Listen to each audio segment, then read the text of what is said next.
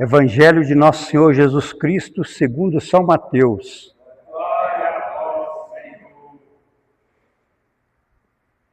Quando orardes, não façais como os hipócritas, que gostam de orar de pé nas sinagogas e nas esquinas das ruas, para serem vistos pelos homens.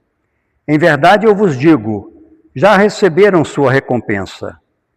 Quando orares, entra no teu quarto, fecha a porta e ora ao teu Pai em segredo, e teu Pai, que vê num lugar oculto, te recompensará.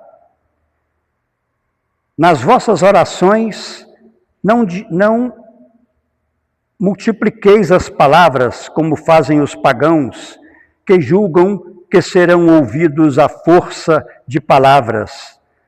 Não os imiteis, porque vosso Pai sabe o que vos é necessário antes que vós lhe peçais. Eis como deveis rezar. Pai nosso que estais no céu, santificado seja o vosso nome. Venha a nós o vosso reino, seja feita a vossa vontade, assim na terra como no céu.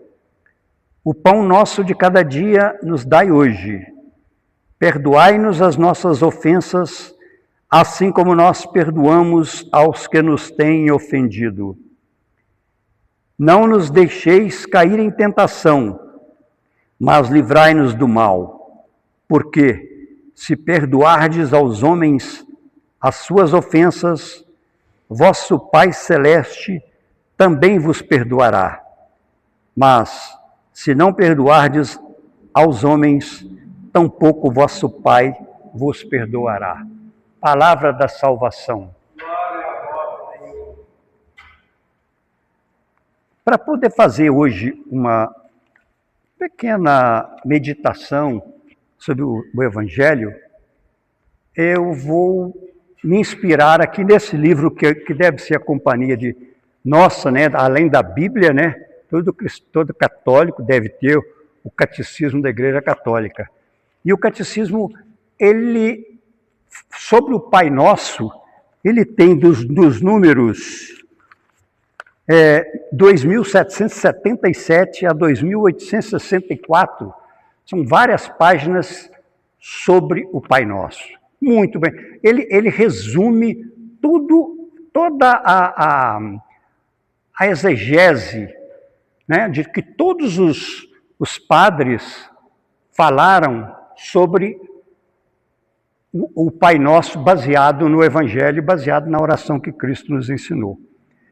Então, com base no catecismo, eu preparei aqui o seguinte, que na liturgia romana, nós somos convocados a rezar o Pai Nosso com ousadia filial. Ousar com toda a segurança. Ousar por quê? Na sarça ardente, Deus ordenou para Moisés que ele se afastasse e tirasse as sandálias. Então é uma ordem, ninguém podia se aproximar de Deus. Jesus Cristo, ele meio que quebra isso, ele quebra com a autoridade do Pai e no Espírito dele. Ele chama Deus de Abba, Paizinho. E é baseado nisso que essa oração tem essa riqueza toda, porque se a gente chama Deus de Pai, é porque nós somos filhos dele. São Pedro Crisólogo, ele fala uma frase interessante, baseado na carta de São Paulo aos Romanos. É sob a autoridade do nosso Pai e o Espírito do seu Filho que podemos chamar Deus de Pai. A oração do Pai Nosso, uma outra coisa que a oração do Pai Nosso, ela é toda feita na segunda pessoa do plural. Não é Pai meu, não é venha para mim o reino, nada. É tudo nosso. Ela era uma oração eclesiológica, ela é uma oração da igreja. A primeira palavra, então, Pai, nós podemos invocar a Deus como Pai, porque ele nos foi revelado pelo seu Filho, feito homem, porque o Espírito nos leva a conhecê-lo. Pai Nosso. Então, antes de entrar ele tem 7 pedidos, 7 súplicas. Antes de entrar nessas súplicas, tem a fase de bendizer a Deus, de enaltecer a Deus. Ele começa dizendo o Pai Nosso. Esse pronome nosso não significa posse. Ele é Pai Nosso não é porque a gente o possui, mas é porque ele é uma realidade comum a vários. Toda a igreja comunga com essa posse, digamos assim, com a presença de Deus. O Deus não é minha posse, ele é a presença para todos nós. Que estais no céu.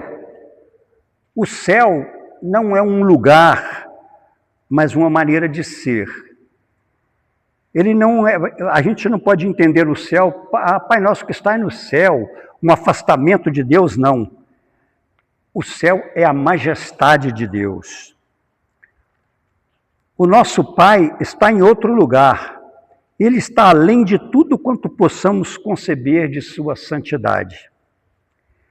Aí em seguida vem os 7 pedidos.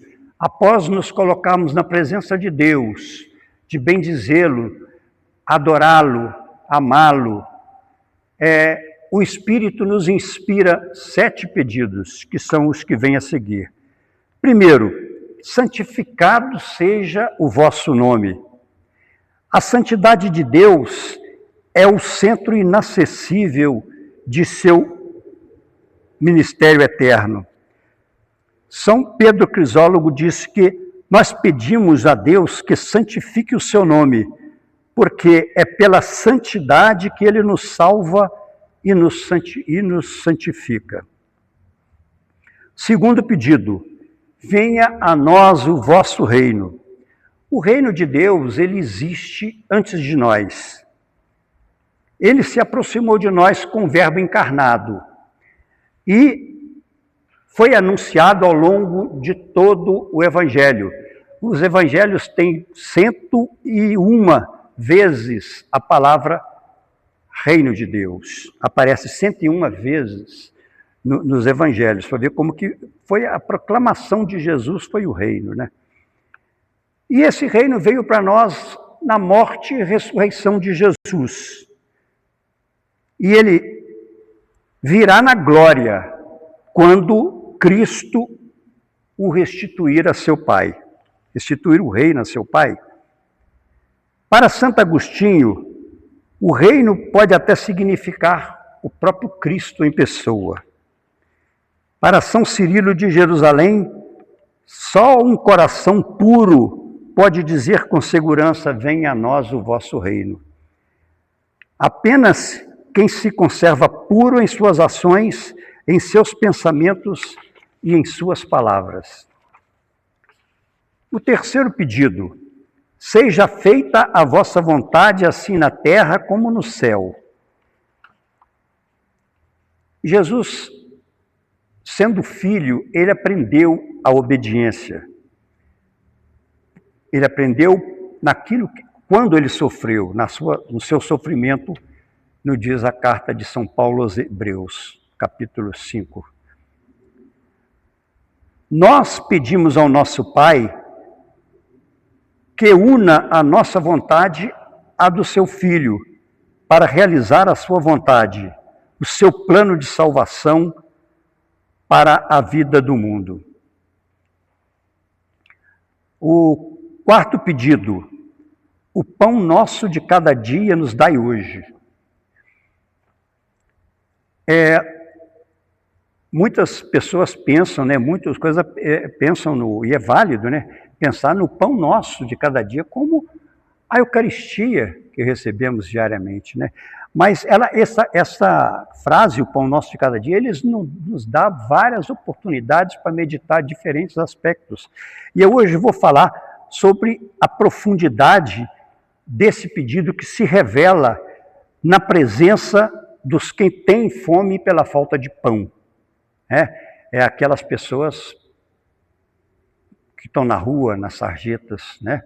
Aqueles que não têm dinheiro para se alimentar, não têm pão para se alimentar.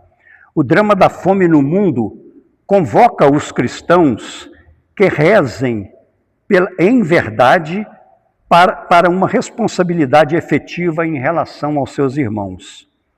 Trata-se do nosso pão, um pão para muitos. A pobreza das bem-aventuranças, né, quando Jesus fala, bem-aventurados os pobres de coração, essa pobreza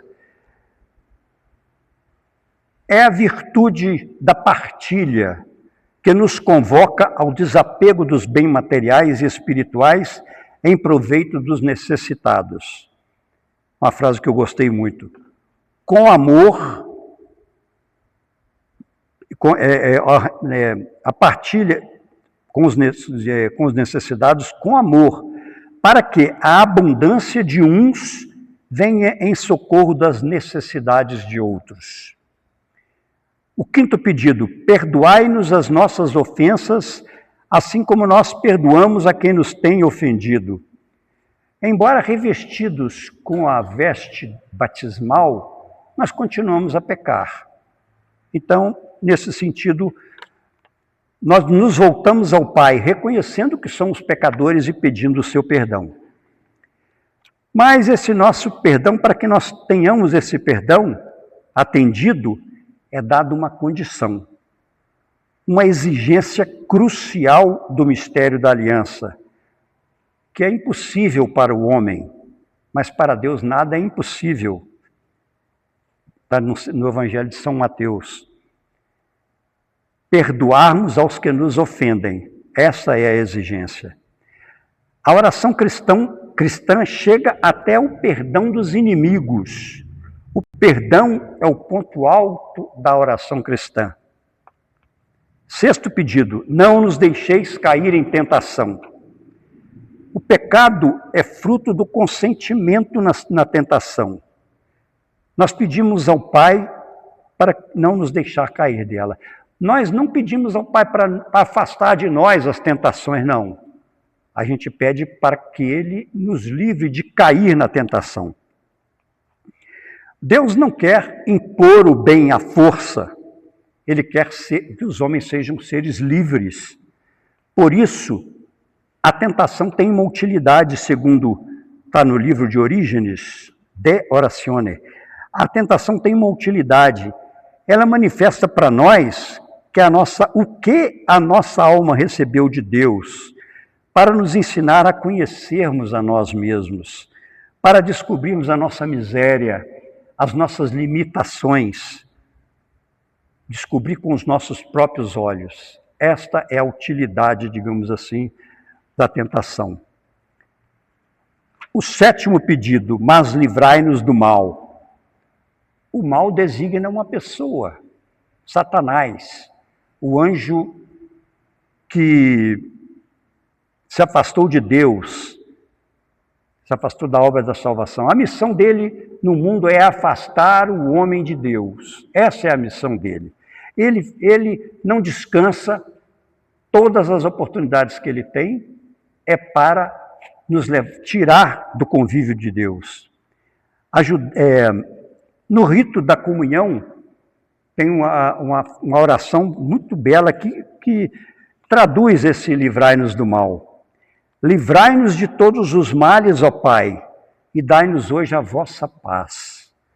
Ajudados pela vossa misericórdia, sejamos livres do pecado e protegidos de todos os perigos, etc, etc. Aí, terminado o Pai Nosso, vem a doxologia final.